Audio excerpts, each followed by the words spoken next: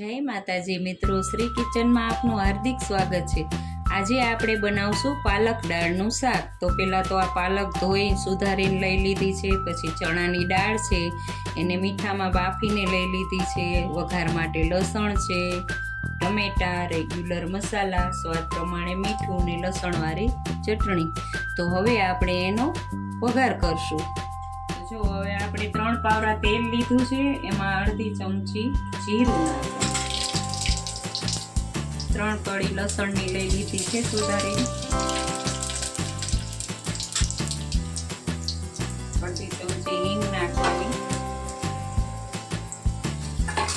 હવે આ પાલક લીધી છે ધોઈને એને નાખી દેવાની।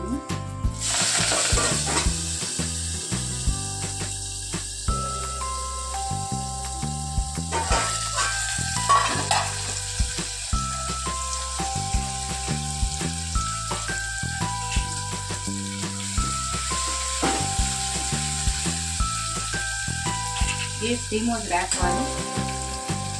અડધી ચમચી હળદર લેશું, સ્વાદ પ્રમાણે મીઠું દાળમાં પણ નાખ્યું બાફવામાં, એટલે થોડુંક લેવાનું।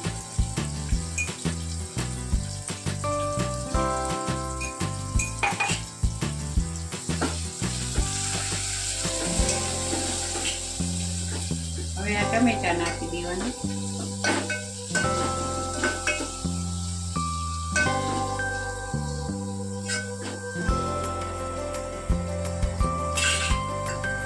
પાલક ને ટમેટાને 1 મિનિટ સુધી ચડવા દઈશું। હવે આપણે આને જોઈ લઈશું।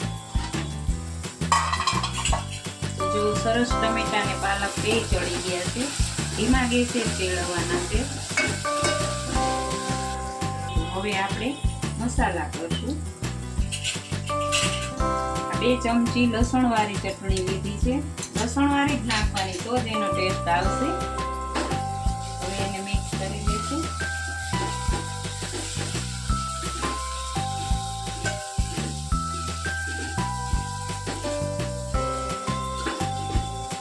અડધી ચમચી ધાણા જીરું નાખી દેવાનું।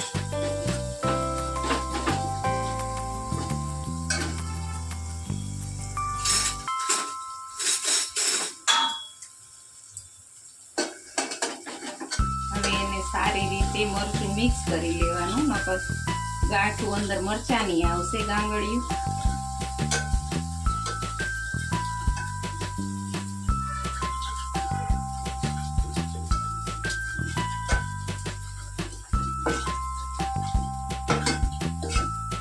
મરચાને સારી રીતે પકાવી લેશો એટલે એની સુગંધ આવે, પછી દાળ નાખવાની।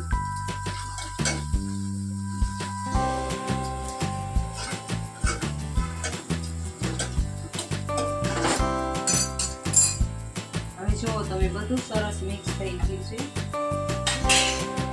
હવે દાળ છે એનું પાણી પેલા નાખવાનું છે, બહુ રસો નથી કરવાનો।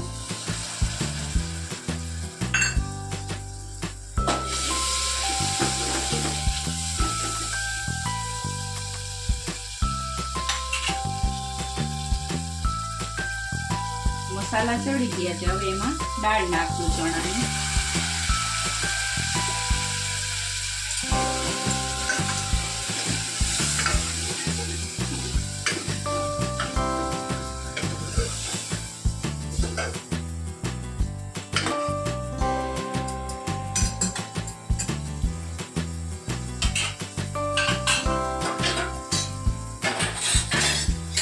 તેલ ઉપર આવે પછી ગેસ બંધ કરી દઈશું।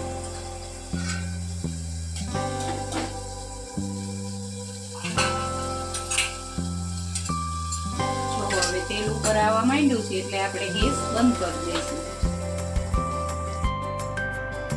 હવે ઉપરથી થોડી કોથમીર નાખશું આપણે। હવે આપણું આ શાક બનીને તૈયાર છે। જો તમને અમારો વિડીયો ગમ્યો હોય તો લાઈક, શેર ને સબસ્ક્રાઇબ કરવાનું ભૂલતા નહીં।